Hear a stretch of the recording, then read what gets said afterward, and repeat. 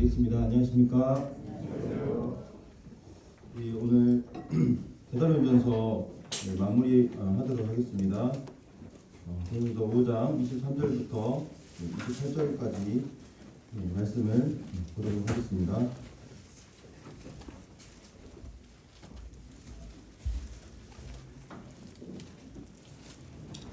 제가 봉독해드리겠습니다. 평강의 하나님이 친히 너희를 온전히 거룩하게 하시고 또 너희의 온 영과 혼과 몸이 우리 주 예수 그리스도께서 강림하실 때에 흠없게 보존되기를 원하노라. 너희를 부르시는 이는 미쁘시니 그가 또한 이루시리라. 형제들아 우리를 위하여 기도하라. 거룩하게 입맞춤으로 모든 형제에게 문안하라. 내가 주를 힘입어 너희를 명하노니 모든 형제에게 이 편지를 읽어주라. 우리 주 예수 그리스도의 은혜가 너희에게 있을지어다. 데살로니가전서 오늘 마지막 시간인데 먼저 데살로니가전서를 요약해드리면 1장에서는 이 데살로니가 성도들의 그 믿음의 소문을 듣고 사도 바울이 감사하는 내용으로 1장을 시작했었고, 2장의 내용에서는 사도 바울이 데살로니가 성도들과 함께하면서 보였던 이 모본의 모습들을 우리가 살펴봤습니다. 그리고 3장에서는 이 데살로니가 성도들의 어떠한 그 형편을 알고자 디모데를 보냈는데 그들이 잘 이렇게 믿음 안에 있다는 소식을 듣고 감사하고 좋아하는 이러한 모습들이 3장에서 우리가 살펴봤고, 이 4장의 내용부터 이제 여러 가지 권면의 말씀들을 데살로니가 성도들을 위한 말씀들로 이렇게 하고 있는 것을 우리가 함께 살펴보면서 교훈을 받았습니다. 그리고 이제 마지막으로 이제 지금 오늘 다룰 이 편지의 이 마지막 마무리하는 내용들을 보겠는데, 이 말씀을 보면서 또 주님께서 저희에게 하고자 하시는 메시지가 있다고 보여집니다. 그래서 그 부분을 함께 하나씩 보도록 하겠습니다. 먼저 23절부터 말씀을 다시 한번 제가 읽어드리면요.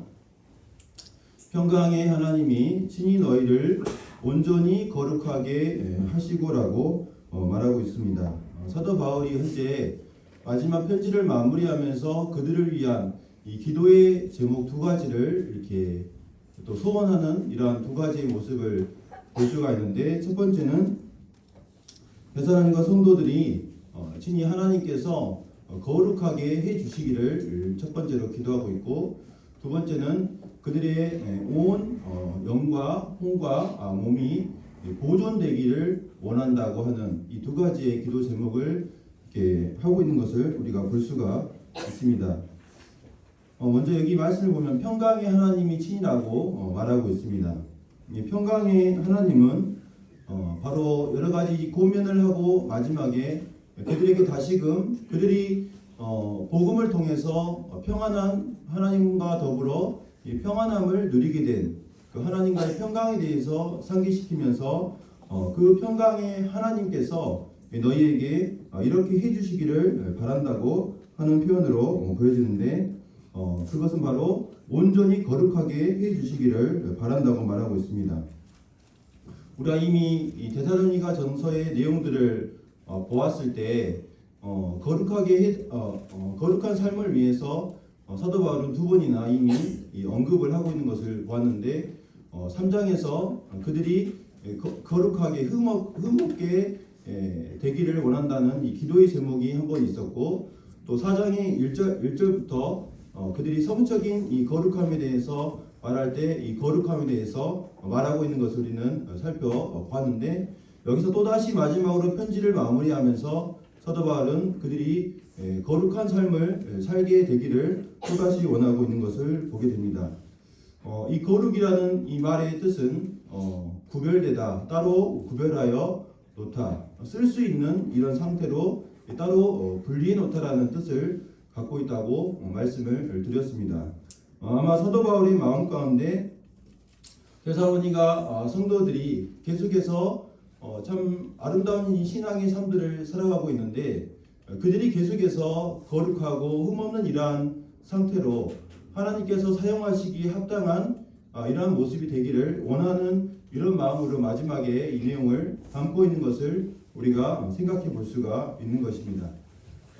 우리가 잘 아는 말씀의 디모데후서에 큰 집에는 금그릇도 있고 은그릇뿐만 아니라 나무 그릇과 질그릇도 있어 귀하게 쓰는 것도 있고 천하게 쓰는 것도 있나니 그러므로 누구든지 이런 것에서 자기를 깨끗하게 하면 거룩하게 하면 귀히 쓰는 그릇이 되어 거룩하고 주인의 쓰심에 합당하며 모든 선한 일에 준비함이 되리라고 말하고 있는 것을 우리가 알고 있습니다.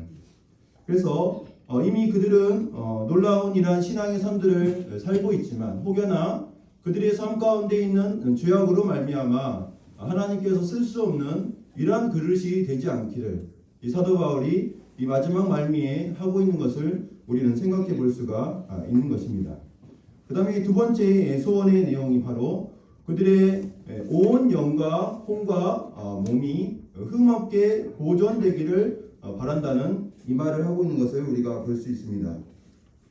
여기 보존이라는 이 말은 세상에 살아가면서 노출되는 우리가 여러 가지 시험이 있지 않습니까? 또 타락의 그런 위험들이 사실 우리 주변에 많이 있습니다.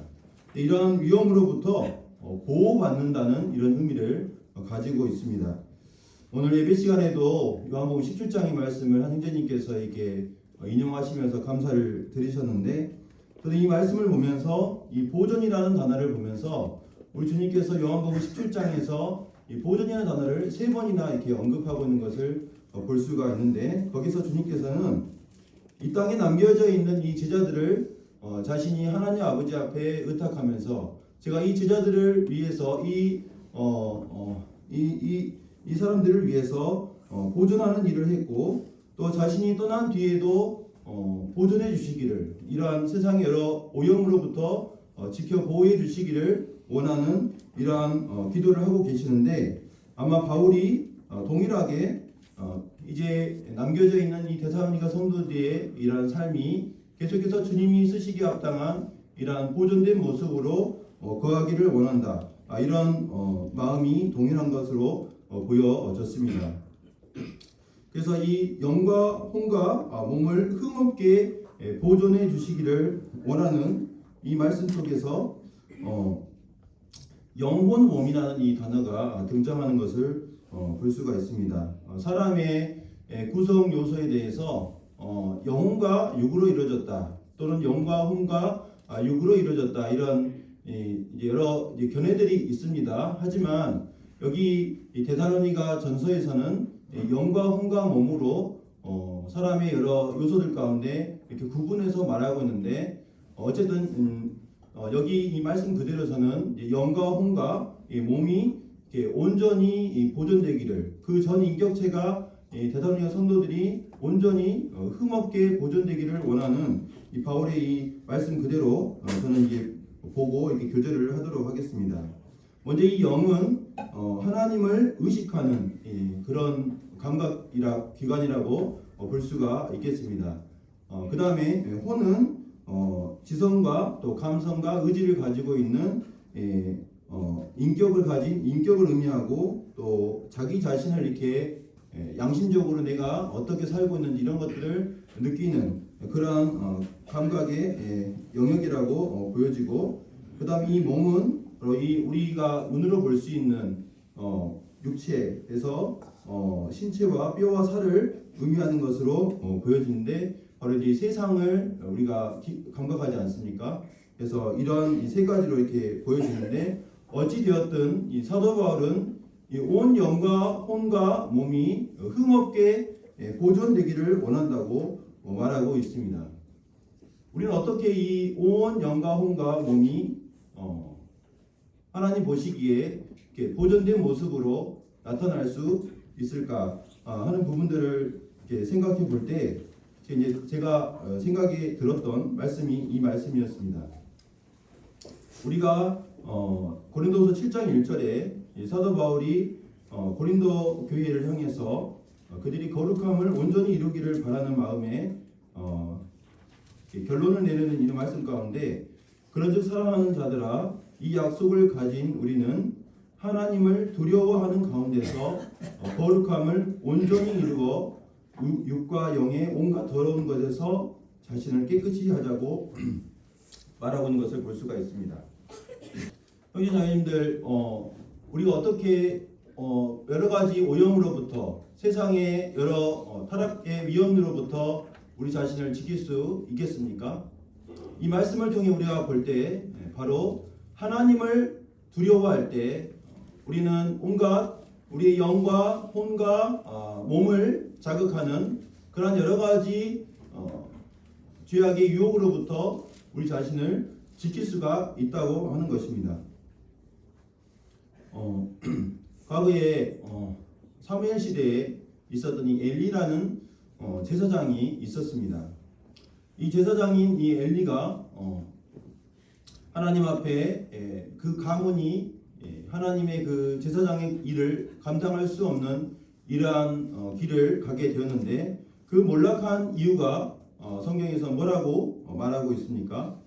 그것은 엘리가 하나님보다 두 아들을 더 중요하게 여겼기 때문이라고 말씀하고 있습니다. 아들들이 이 성막에 가서 제사하려고 가지고 온 이 고기들을 살아있는 그대로 자기들이 먹겠다고 취하고 또 거기서 수종드는 여인들과 동침하는 이러한 죄악을 범하고 있음에도 불구하고 엘리는 그들을 강하게 책망하지 않는 이러한 모습을 보면서 주님께서는 하나님의 사람을 보내셔서 그가 바로 하나님을 두려워하는 것이 아니라 이 사람들 아들들을 더 중요하게 여겼다고 말하고 있는 것을 볼 수가 있습니다. 너희는 어찌하여 내가 내 처소에서 명령한 내 재물과 예물을 밟으며 네 아들들을 나보다 더 중히 여겨 내 백성 이스라엘이 드리는 가장 좋은 것으로 너희들을 살찌게 하느냐라고 말하면서 엘리의 이 마음 가운데 가장 두려웠던, 물론 하나님을 그가 두려워했겠지만 그보다 더 두려워하는 것이 있었고 그보다 더 중요하게 여긴 것이 있었다고 하는 것입니다. 형제 자매들, 저를 비롯해서 우리는 정말 무엇을 가장 두려워하고 사는지 생각을 해보게 됩니다. 제 개인적인 이야기를 하기 좀 그런데 제가 이제 개인적으로 요즘에 좀 고민이 한 가지가 들었습니다. 이제 학교 현장에 있다 보니까 제가 이제 점점 나이가 들어가는데 이제 교감이라는 자리가 있습니다. 이게 승진하는 그런 그런 과정들이 있는데 거기에 대해서 전에는 아예 생각을 안 하고 살았는데 이제 나이가 들다 보니까 또 주변에 준비하는 그런 모습들을 보게 되고 하는데 그러면서 제가 이제 원해서라기보다는 하다 보니까 어떤 그런 여건들이 조성이 되고 준비하는 그런 과정들이 이렇게 보여지는 것이 있었습니다.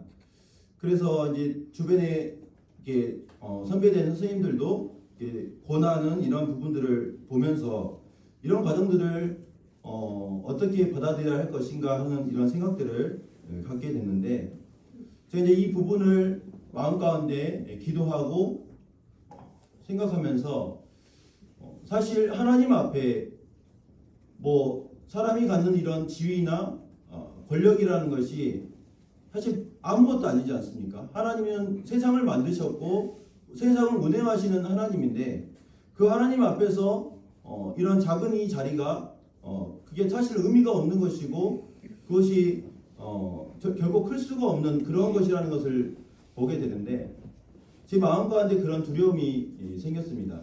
뭐냐면 내가 이러한 자리를 앞세워서 또 이것을 이렇게 준비한다고 하면서 오히려 하나님을 또 하나님께서 우리에게 주신 이 하늘의 기업과 영광이 있는데 그런 것보다 이런 것들에 더 마음이 가서 하나님을 혹시라도 이렇게 외면하는 그러한 일이 내 마음 가운데 있지 않을까, 하나님을 정말 크게 보는 이러한 마음이 어두워지지 않을까 하는 이러한 마음이 사실 제 마음 가운데 있습니다. 그래서 정말 저희 마음 가운데 내가 두려워하는 것이 하나님이 되어야 하는데 그것이 내 삶 가운데 가장 중요한 것인데 다른 것들이 더 중요하게 찾아오지 않을까 하는 그런 마음 가운데 사실 기도하고 있는 상황입니다. 형제자매들, 이 말씀을 정말 보면서 저 자신을 비롯해서 정말 무엇이 가장 두려운 것이 우리 삶 가운데 되어야 하겠습니까? 틀림없이 하나님을 우리가 가장 두려워한다면 우리 모두가 영과 혼과 몸 모든 영역에서 거룩한 삶을 살게 될 것이라고 확신합니다. 하지만 만약 우리의 마음에 가장 두려워하는 것이 하나님이 아니다면 이 세상의 사람들이 살아가는 그대로 우리는 끌려서 살아가고 말 것이라는 이 생각을 갖게 됩니다. 그리고 또 이 말씀 속에서 언제까지 보존되기를 바라느냐라는 이 말씀에 우리 주 예수 그리스도께서 강림하실 때까지 흠없게 보존되기를 원한다고 말하고 있습니다. 바울은 주님이 오시는 그 싸움의 그 마지막 날까지 그들의 영과 혼과 육이 모두 온전히 보존되기를 바라고 있습니다. 우리의 싸움의 끝은 언제입니까? 저희 경우는 이제 주일 말씀을 이렇게 준비하면 굉장히 부담이 많이 돼서 이 주일 말씀이 끝날 때 아닌가 그런 생각도 해보고요. 또 이제 우리가 성도 집회나 또 복음 집회가 있는데 그런 큰 행사가 끝나는 날이 바로 이 싸움이 끝나는 날인가? 그것도 아니고 또 우리 한 해가 지금 마무리되어 가고 있는데 24년에 이 마무리가 되면 또 우리의 싸움이 끝나는 날인가? 그것도 아니고 바로 이 사도 바울은 이 모든 싸움이 끝나는 날은 주님 나라에 들어가는 그때, 내가 죽음으로 주님 나라에 주님 품에 안기든지 주께서 오시는 그 날까지 바로 우리는 계속해서 싸워 나아가야 한다는 것을 이 말씀 통해서 우리가 볼 수가 있습니다. 다음 말씀으로 너희를 부르시는 이는 미쁘시니 그가 또한 이루시리라고 말하고 있습니다. 그렇다면 우리의 이 거룩함을 이루고 우리의 보존을 이루는 그 주체가 누구냐라는 것을 이 사도 바울이 밝히고 있습니다. 누가 우리의 거룩한 삶을 살아가게 하고 누가 우리의 그 영과 혼과 육을 온전히 보존하는 그 일을 이루시느냐라는 것입니다. 바로 하나님께서 이 거룩과 보존을 이루어 주실 거라고 지금 말씀하고 있습니다. 23절에 이 평강에 하나님께서 그렇게 하실 것이다 라고 말하고 있고, 또 24절 방금 읽은 말씀에서 우리를 부르신 그 하나님께서 이룰 거라고 말씀하고 계시고, 또 미쁘신 신실하신 하나님께서 바로 이 일을 이루실 것이라고 분명하게 말씀하고 있습니다. 우리 이 거룩한 삶을 살아가는데 이 주체는 바로 하나님이십니다. 그런데 하나님께서 모든 것을 그러면 이루시기 때문에 우리는 아무것도 할 필요가 없느냐는 이런 반문을 우리는 해볼 수가 있습니다. 그렇습니까? 하나님께서 모든 것을 거룩한 삶을 이루어 가시고 모든 보존을 이루어 가시기 때문에 우리 성도는 아무것도 할 필요가 없다. 이게 맞습니까? 여기는 양극단이 있을 거라고 보여집니다. 첫 번째는 어떤 사람은 하나님께서 거룩한 삶을 이루실 것이기 때문에 우리는 아무것도 할 필요가 없다. 이건 합당하지 않을 것이라 보여집니다. 또 어떤 사람은 하나님을 제쳐놓고 자기 노력과 의지만으로 충분히 거룩한 삶을 살아보려고 발버둥치는 이러한 사람이 있을 것입니다.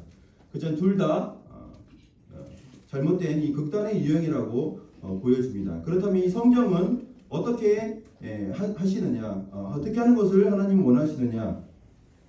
먼저 분명하게 오늘 본문의 말씀에서도 말하고 있는 것처럼 성경은 하나님께서 성도의 삶을 주님을 닮아가는 거룩한 삶으로 이끄시는 분이라고 말하고 있습니다.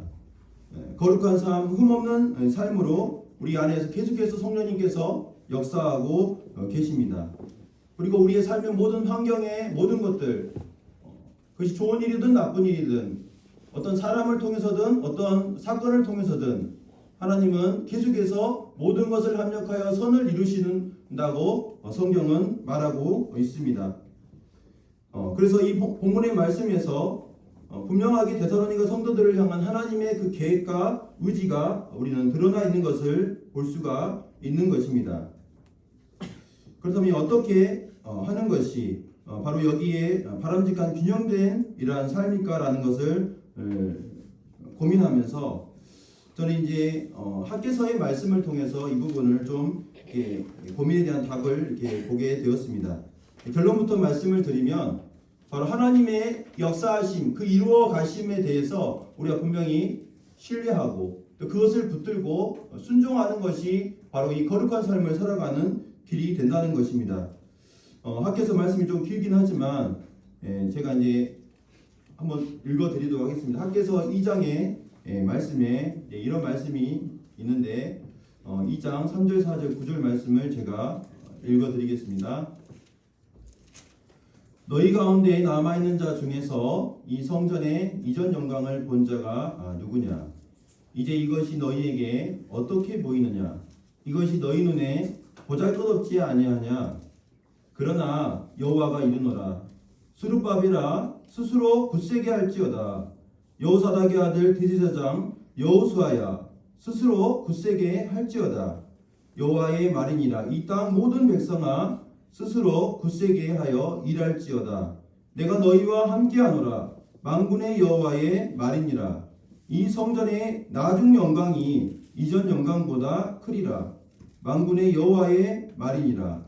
내가 이곳에 평강을 주리라. 만군의 여호와의 말이니라. 먼저 이 말씀의 배경을 잠깐 말씀드리면 유다 백성들이 바벨론의 포로로 끌려갔다가 하나님께서 때가 되었을 때 이제 이 성전이 해파되고 다 이제 무너졌을 때 여기 나와 있는 등장인물인 스룹바벨과 대제사장 이 여호수아를 통해서 이 성전을 다시 재건하라는 이 하나님의 이 인도하심이 있어서 성전을 건축하게 됩니다. 예루살렘으로 돌아와서요. 이 성전을 건축하다가 방해꾼들이 이렇게 등장을 합니다. 산발과 아비야 같은 이런 사람들이 이렇게 등장하면서 성전을 재건하는 일이 중단되는 이런 위기 가운데 있을 때 하나님께서 우리가 잘 아는 이 학개와 스가랴라는 이 두 사람을 선지자를 하나님께서 보내셔서 중단되어 있는 이 성전을 계속해서 건축할 수 있도록 독려하고 격려하고 다시 명하시는 이런 장면이 우리가 학개서와 스가랴서의 이 핵심입니다. 근데 여기에 말씀이 이제 이 학개를 통해서 하나님께서는 어떻게 말씀하시냐면 이 성전의 이전 영광을 본 자가 누구냐 하면서 이것이 너희 눈에 보잘것없지 않느냐라고 말합니다. 너희 눈에 볼 때 이 성전이 정말 보잘것없지 않느냐. 형제자매들, 저는 이 말씀을 보면서 우리 자신을 보게 될 때 정말 보잘것없지 않습니까? 보잘것없는 우리 자신을 보시면서 하나님도 보잘것없지 않느냐. 그런데 여호와가 이르노라. 스룹바벨아 스스로 굳세게 할지어다. 여호수아야 스스로 굳세게 할지어다. 이 땅 모든 백성아 스스로 굳세게 하여 일할지어다라고 말하면서 독려를 하고 있는 이 말씀을 우리가 볼 수가 있습니다. 여기 말씀을 보면 하나님께서 무엇을 하시겠다고 지금 이 말씀에서 약속하고 계십니까? 바로 내가 너희와 함께 하노라 라고 말씀하고 계십니다. 또 이 성전의 낮은 영광이 이전 영광보다 크리라 라고 말씀하고 있습니다. 그리고 내가 이곳에 평강을 주리라고 분명하게 약속을 하고 있는 것을 볼 수가 있습니다. 이와 같은 하나님께서 약속하신 것들을 굳세게 붙잡고 나아가라고 하는 것입니다. 우리를 향하신 하나님의 그 일하심에 대해서 우리의 모든 삶의 과정들을 통해서 여러 가지 말씀을 통해서 성도와의 교제를 통해서 우리의 모든 만나는 사람들을 통해서 하나님은 우리를 계속해서 변화시켜 가시겠다고 약속하셨습니다. 그 약속들을 우리가 붙들어야 한다는 것입니다. 그리고 그 약속을 붙들고 우리가 그 말씀하신 그 하나하나에 순종하여 나아갈 때 하나님께서 우리의 거룩을 이루어 가시고 우리의 보존을 이루어 가실 것이라는 것을 우리가 이 말씀을 통해서 보게 되는 것입니다. 나이가 너무 많아서 또 나는 너무나 그동안 엉터리로 살아와서 나에게 풀리지 않는 이 문제들이 너무나 산더미 같이 많아서, 그렇지만 그 모든 것을 뛰어넘어서 역사하시는 그 하나님을 우리가 바라봐야 한다는 것입니다. 여기 본문의 말씀에 너희를 부르시는 이는 미쁘시니 그가 또한 이루시리라고 말씀하셨습니다. 이 말씀을 참 보면서 개인적으로 하나님께서 우리를 부르셨으니 하나님은 어떤 분이냐? 바로 책임지시는 분이다. 우리의 삶을 책임지시는 분이다라는 것을 이 말씀을 통해서 저는 이렇게 마음 가운데 확신하게 되었습니다. 성도님께서도 이 말씀을 붙드시면서 올 한 해를 이렇게 정리할 때 여러 가지 참 연약한 부분이 우리 가운데 있지만 하나님의 신실하심을 바라보면서 또 나아갔으면 좋겠다는 생각이 들었습니다.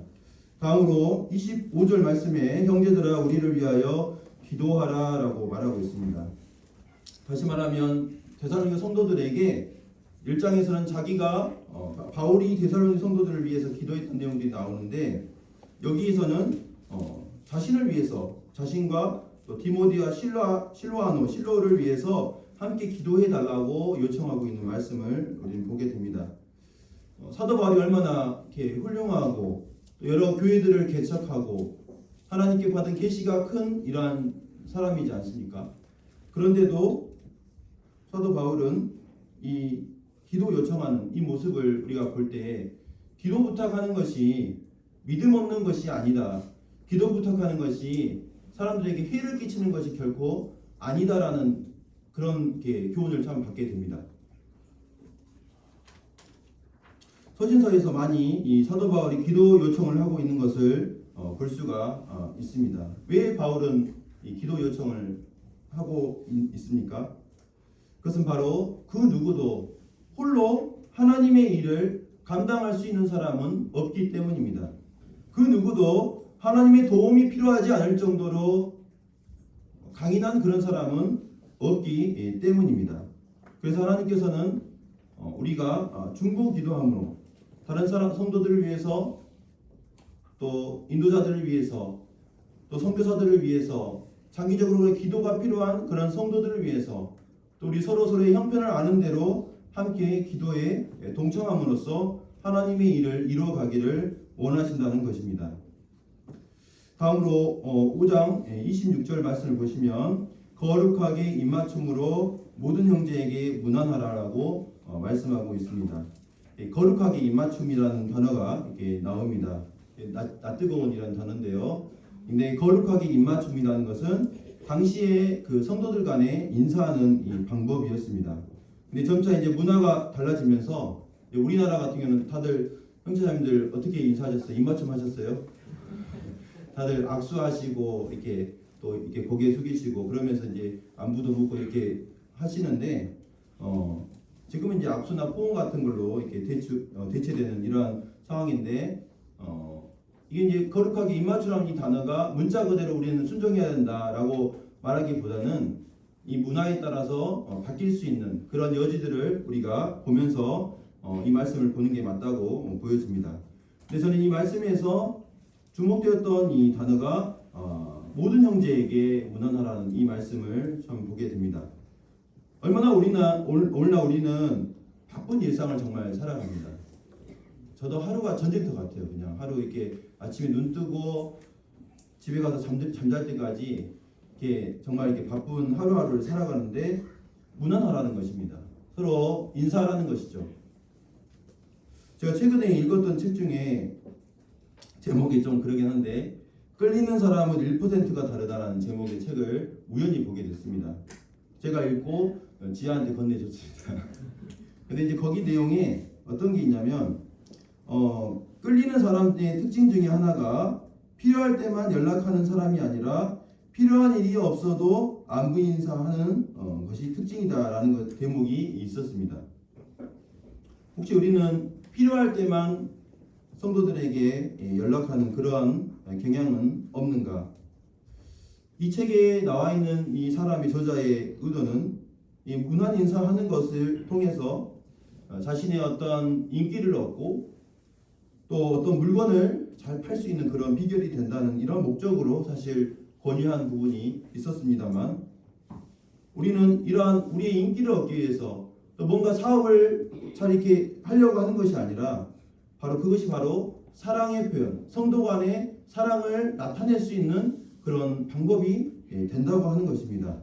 주님 안에서 우리가 하나 된 것을 나타내는 이 방법이 바로 여기 나와 있는 이 문안 인사하는 것입니다. 문안하는 것, 서로 안부를 묻고 어떻게 살아가는지, 그것이 바로 주님께서 말씀하고 있는 이 말씀이라고 보여줍니다.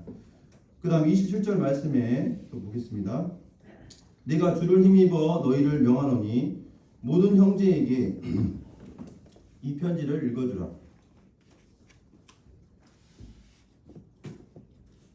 당시는 이 지금과 같이 성경이 완성되기 전에 이 시대였습니다.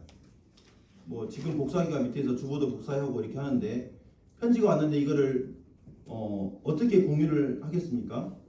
복사기가 없었기 때문에 아마 바울의 편지를 받아본 사람이 모임의 이제 장로 형제님께서 또 대표자 되는 어떤 형제님께서 그것을 모든 사람이 앞에서 읽는 형태로 그 메시지를 전달했을 것입니다. 그래서 그것을 다른 사람들이 귀로 듣고 바울이 어떤 내용들을 지고 편지를 했구나 하는 것을 알았을 것입니다. 근데 여기 말씀을 보면은 모든 형제에게 이 편지를 읽어주라고 하고 있습니다. 이미 지금 편지를 아마 읽었을 텐데 모든 형제에게 바울의 마음 가운데 모든 형제 이 편지를 읽어주라는 이 말을 한 이유는 그 자리에 없는 어떤 사정이 있어서 없거나 또는 바울에 대해서 탐탁치 않게 여겼던 사람들이 분명히 있었다는 것을 데살로니가전서에서 말씀해 드렸는데 그런 부류의 사람들이 있었을 것이고 또 규모 없는 그런 사람들 같은 경우는 더 이상 하나님의 말씀을 들을 필요가 없다고 하는 이러한 상태에 있었을 것인데 바울은 모든 형제에게 이 편지를 읽어줘야 한다고 말하고 있는 것입니다. 어쩌면 우리는 하나님의 말씀은 들을 게 있는 사람만 들어야 한다라는 생각을 갖고 있는지도 모르겠습니다. 그러나 모든 형제에게 그 말씀을 들을 만한, 받을 수 있는 형제든지 받지 못한 형제든지 모든 사람에게 하나님의 말씀을 들으려고 하지 않는 그런 사람에게도 이 편지를 읽어주라고 지금 말하고 있는 것을 보게 됩니다. 왜 이 편지를 읽어줘야 할까? 하나님의 말씀은 그 자체로 살아있는 것이죠. 살아있는 말씀이고 또 놀라운 능력이 있는 것이 바로 이 하나님의 말씀이기 때문이라는 것입니다. 유명한 이 설교자인 스퍼전에게 어느 교회에서 강연을 해달라고 부탁을 했습니다. 성경을 변증해 주십시오. 그러니까 성경이 얼마나 하나님의 말씀인지를 사람들에게 이렇게 강연을 좀 해주십시오라는 부탁을 받았습니다. 근데 스펄전이 이 성경을 변증해달라는 부탁을 받고 거절을 하면서 한 유명한 말이 있습니다. 제가 읽어드리면요. 강연을 사양하겠습니다. 왜냐하면 성경은 변증이 필요 없기 때문입니다. 성경은 그냥 풀어놓으십시오. 그러면 사자처럼 뛰어놀 것입니다. 라고 얘기했다고 합니다. 성경을 풀어놓으면 사자가 풀어놓으면 배고프면 다 이렇게 잡아먹지 않습니까? 그냥 활동하고 그것처럼 하나님의 말씀은 살아있기 때문에 그 성경을 읽었을 때 들을 기가 없는 사람조차도 들을 기가 생기게 되고 하나님을 향하여서 딱딱한 마음을 가지고 있는 사람조차도 그 마음이 변하여서 하나님 앞에 나아가는 이러한 일들이 생긴다는 것입니다. 왜 우리가 구도자들에게 성경을 전하고 또 말씀을 우리가 읽도록 이렇게 합니까? 그것은 바로 하나님 말씀 자체에 능력이 있기 때문입니다. 모든 형제에게 이 편지를 읽어주라고 하였습니다. 혹시 우리는 성경을 이렇게 풀어놓지 않고 이렇게 묶어놓고 있지는 않습니까? 성경을 읽지 않고 그냥 성경을 덮어놓고 있지는 않습니까? 또 다른 사람들에게 성경을 읽어주지 않고 나 혼자만 성경을 읽고 있지는 않습니까? 성경은 우리의 영혼을 구원하는 능력이 있고 또 우리의 상태를 깨닫게 해주는 그런 능력이 있고 성경은 우리에게 놀라운 소망이 무엇이었는지 하나님의 그 은혜가 어떤 것이었는지를 깨닫게 하는 이러한 놀라운 능력이 이 성경 가운데 있다고 하는 것입니다. 한 해가 얼마 남지 않았는데 저도 12월이 딱 되니까 성경을 한 번 읽는다 했는데 성경을 한 번 못 읽고 가겠더라고요. 그래서 굉장히 이제 집에 있으면서 이제 읽긴 읽었습니다. 최근에 들어서 12월이 되니까 마음이 너무 급해지더라고요. 그래서 읽게 됐는데 아직 이렇게 일독을 하지 못하신 성도님들이 계시다면 남은 기간 동안 성경을 통해서 나의 삶의 문제 해결도 받아보시고 하나님과 교제하는 그러한 시간을 가졌으면 좋겠습니다. 마지막으로 데살로니가서 5장 28절 말씀에 우리 주 예수 그리스도의 은혜가 너희에게 있을지어다 라고 하고 있습니다. 바울의 이 마지막 인사는 바로 예수 그리스도의 은혜였습니다. 이 편지의 시작도 사실 은혜였습니다. 은혜와 평강이 있을지어다 라고 했는데 사실 이 하나님의 은혜로 우리가 한 해를 살아왔다고 생각이 들고 내가 열심히 이렇게 해서 내 계획과 맞지 않았던 그런 부분이 사실 제 삶 가운데도 있었는데 근데 지나고 나서 보니까 하나님의 은혜였다는 것을 참 보게 됩니다. 우리를 구원하신 주 예수 그리스도의 은혜뿐만 아니라 항상 함께 하시는 은혜, 또 내 삶을 인도하시는 은혜, 그 은혜 안에서 우리가 살고 있고 또 오직 은혜로 우리가 앞으로도 살아갈 것이라는 것을 보게 됩니다. 이 말씀을 정리하면서 주님께서 주신 메시지를 정리해 보도록 하겠습니다. 첫 번째는 거룩한 삶을 이루어 주실 하나님을 바라보라는 것입니다. 우리의 기도 제목에 혹시 거룩한 삶을 살게 해달라는 이런 기도 제목이 혹시 있습니까? 그리고 하나님을 두려워하는 이런 마음을 우리는 가지고 살아갑니까? 무엇보다 거룩한 삶을 이루어 가시는 그 신실하신 하나님을 우리가 바라보기를 원합니다. 지금도 우리의 삶에 하나님은 일하고 계시고 또 그분을 바라는 자에게 힘과 지혜가 또 힘과 의지가 되어주시는 분이 바로 하나님이시라는 것입니다. 혹시 모래 위에 두 발자국이라는 이야기 아십니까? 자매님들 예전에 기혼자매 수양회 때 많이 소개되었던데요. 제가 좀 시간이 있어서 한번 읽어드리겠습니다. 어느 날 나는 한 꿈을 꾸었네. 주님과 함께 해변을 걷는 꿈을. 하늘 저편으로 내가 살아온 인생 행로가 영상처럼 흐르고 있었지. 내 인생의 장면마다 나는 보았네. 모래 위에 두 발자국을. 하나는 나의 것, 하나는 주님의 것. 내 인생 마지막 장면이 나타났을 때 나는 다시 뒤를 돌아보았네. 모래 위에 두 발자국을.